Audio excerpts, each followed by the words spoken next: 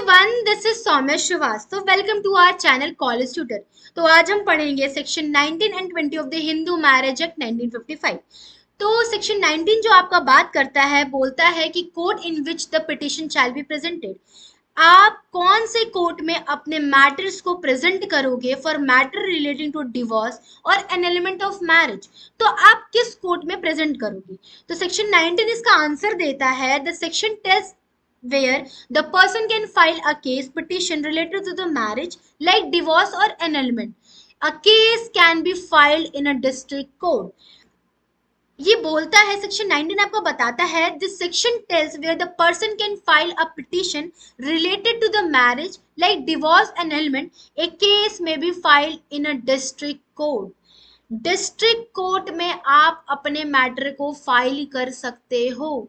District court कहाँ होता है, जैसे कि मान लीजिए कि यूपी है। यूपी लार्जली पॉपुलेटेड कह सकते हैं स्टेट है।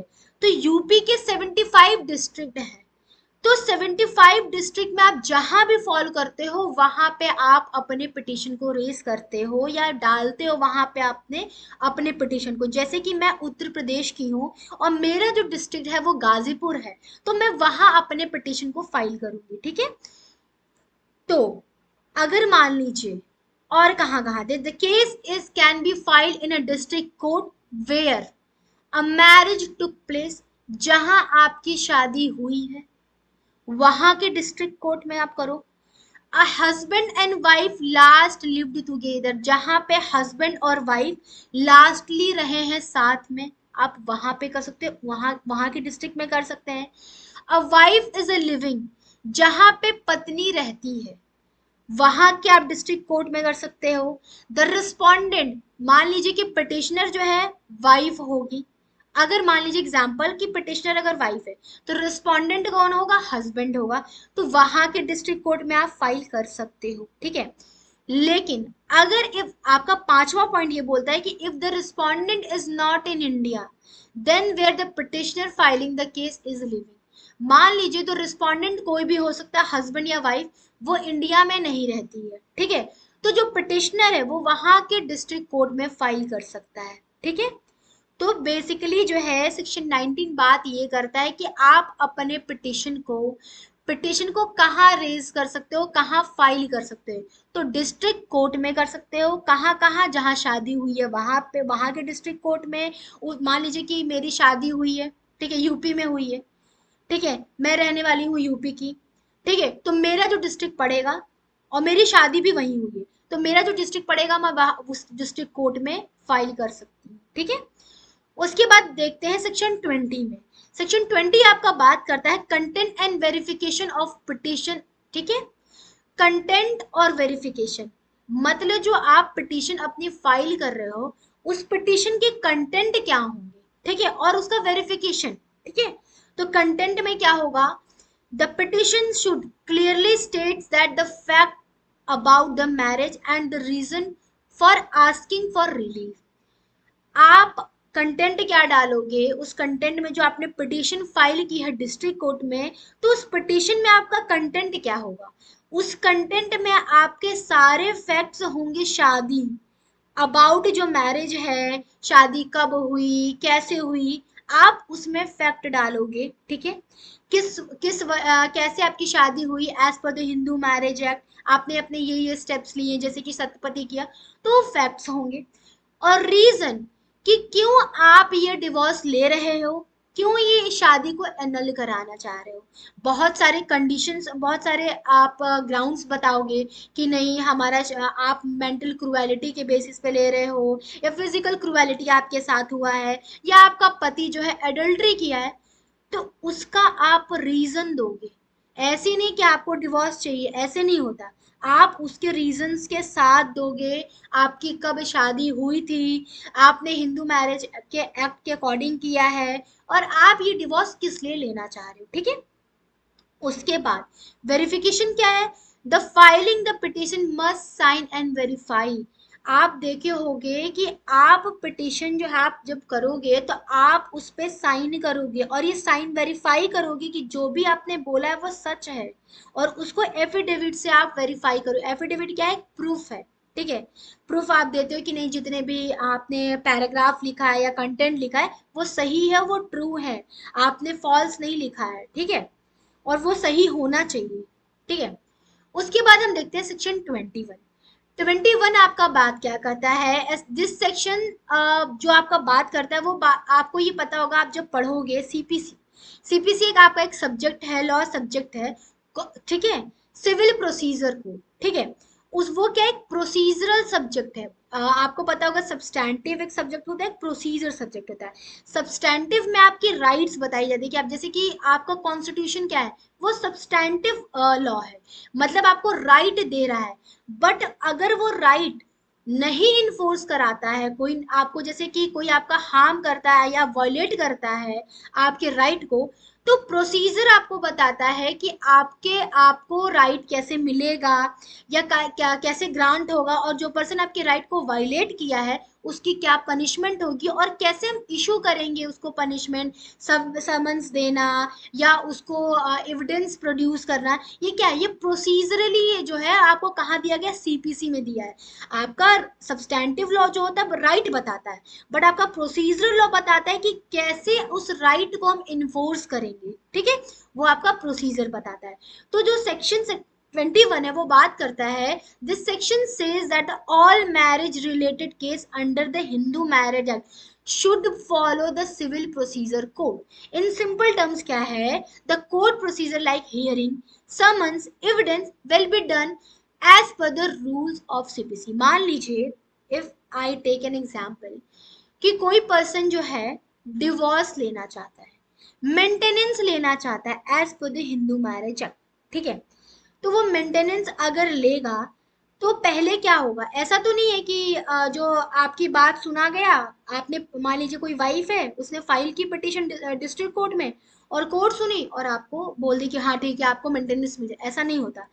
पहले उस पर्सन को समन्स भी, तो जो रिस्पोंडेंट है उसको समन्स भेजा, समन्स क्या हो जाता है, एक बुलाने का तरीका है, कोर्ट में उसको प्रेजेंट करने का तरीका है कि उसको समन्स भेजा जाए, पुलिस देती है या कोर्ट भी दे सकती है, समन्स भेजा जाता है। तो सीपीसी में वो दिया गया है कि समन्स कैसे भेजा जाएगा, एविडेंस कैसे लिया जाएगा, तो वो सीपीसी की तरफ फॉलो होगा, ठीक है। तो वही आपका सेक्शन 21 बता रहा है कि जितने भी मैरिज रिलेटेड केसेस हैं वो कैसे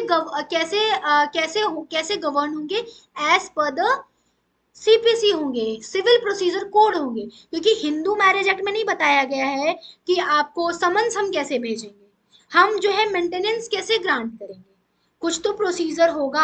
आप हस्बैंड को बुलाओगे कोर्ट में, उससे बताओगे कि आपको इतना देना है, तो कैसे होगा, वो सारा का सारा सीपीसी के अकॉर्डिंग होगा, क्योंकि जो सीपीसी है आपका वो प्रोसीजरल कोड है, वो बताता है कि आपके राइट को कैसे इन्फोर्स किया जाए, ठीक है।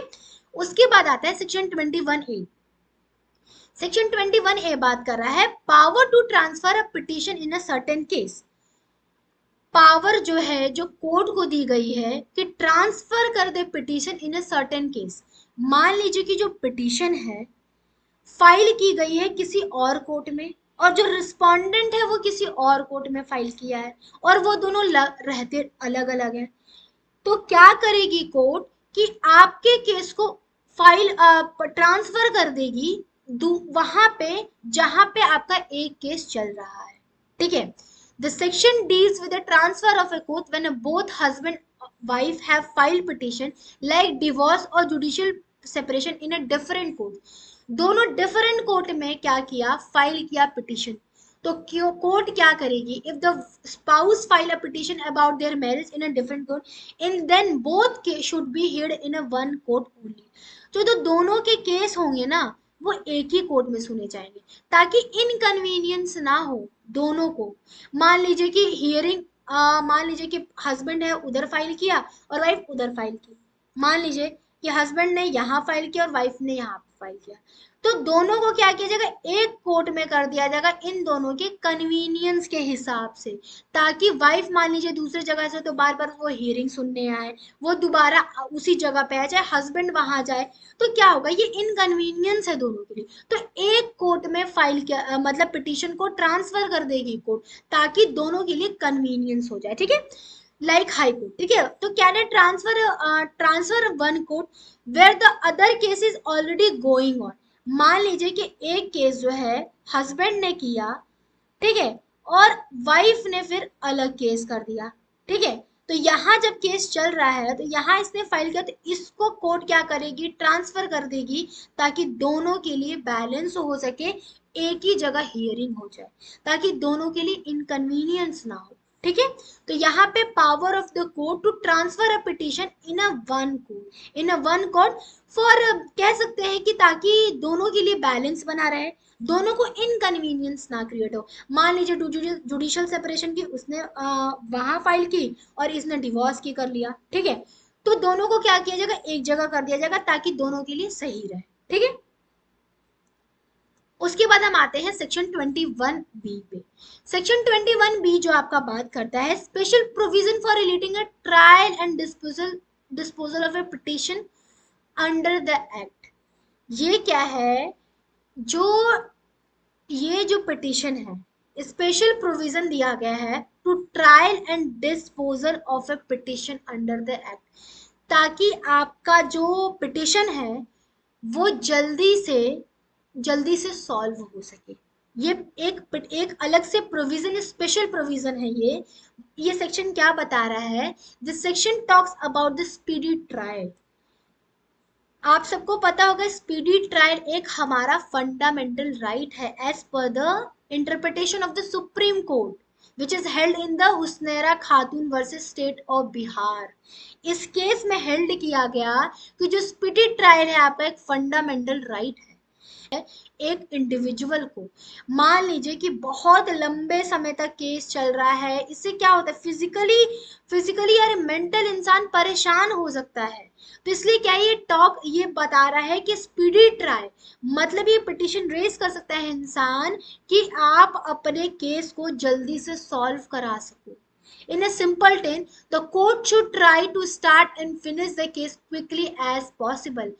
आपके पास एक स्पेशल प्रोविजन दिया गया है सेक्शन 21 बी में, trial and disposal petition under the act, मतलब कोर्ट जो है बहुत जल्दी ये आपका केस सॉल्व कर सके, ताकि दोनों हस्बैंड और वाइफ को मतलब दिक्कत ना हो सके। मान क्यों ये दिया गया है कि मान लीजिए कोई वाइफ है, उसने मेंटेनेंस का वो पिटिशन फाइल किया है और वो बहुत लंबे समय तक चल रहा है ना, इंसान के पास जो वाइफ ने पिटिशन फाइल किया है ना, उसके पास आप इंसान मेंटेनेंस के लिए क्यों किया है, क्योंकि उसके पास बेसिक नीड नहीं होगी, इसलिए तो उसने फाइल किया है।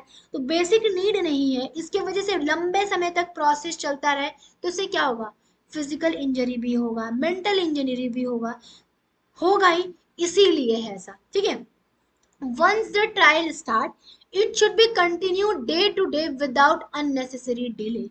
अननेसेसरी डिले के विदाउट अननेसेसरी डिले जो है, जो कोर्ट है अपने ट्रायल को स्टार्ट करे और खत्म करे, या कंटिन्यू करे और खत्म करे as much as possible by the court, ठीक है। The case should be ideally complete within the 6 month from the date of respondent और other spouse receive the notice. Other side को नोटिस मिली, मान लीजिए रिस्पोंडेंट है और petitioner है, पिटिशनर यहाँ पे वाइफ है और वाइफ ने मेंटेनेंस के लिए फाइल किया है पिटिशन, और उसको ये रिस्पोंडेंट जो है हस्बैंड, उसको जब नोटिस मिल गई कि आपके लिए आपके अगेंस्ट जो है पिटिशन रेज हुई है कोर्ट में, वहां से लेके 6 month तक जो केस है वो सॉल्व होना चाहिए, ठीक है। ये कह रहा है the appeal if any should be decided within 3 months from the date is file. जो अपील है उसको भी, जो अपील मान लीजिए क्या होता है कि मान लीजिए कोई लोअर कोर्ट से जजमेंट आई है बट आप खुश नहीं है, तो आप हायर कोर्ट में अपील लेके जाते हो। जो अपील का जो है, अपील जो केस है, उसको भी आप बहुत डिले नहीं कर सकते, उसको आप 3 month में डिसाइड कर दो, ठीक है। कोई अपील जो होती है डिसमिस भी हो सकती है, अगर डिसमिस नहीं हुई है तो आप 3 month तक अपील के भी जो केसेस है उसको भी सॉल्व कर दो, कोर्ट है जो सॉल्व करनी चाहिए, ठीक है। ये स्पेशल प्रोविजन है, ठीक है। उसके बाद आता है सेक्शन 21 सी। सेक्शन 21 सी क्या बात कर रहा है? डॉक्यूमेंट्री एविडेंस की। डॉक्यूमेंट्री एविडेंस क्या है? एक डॉक्यूमेंट है जो रिकॉर्ड किए गए डॉक्यूमेंट के फॉर्म में, ठीक है। तो section 21 talks about the documentary evidence. This section says that document presented in a marriage related cases can be used without formal proof if the both parties agree. ठीक है। तो आपका सेक्शन ये बोल रहा है कि अगर हस्बैंड और वाइफ को कोई ऑब्जेक्शन नहीं है, जो आपका डॉक्यूमेंट एविडेंस है जैसे कि मैरिज से सर्टिफिकेट हुआ, फोटोज हुआ, तो कोर्ट क्या कर सकती है? उसको कंसीडर कर सकती है, एक्सेप्ट कर सकती है एज ए डॉक्यूमेंट्री एविडेंस। ठीक है। तो आपका सेक्शन ये कह रहा है। तो ये आपका खत्म हुआ सेक्शन 19 एंड 20। तो अब हम मिलते हैं नेक्स्ट वीडियो में। Thank you.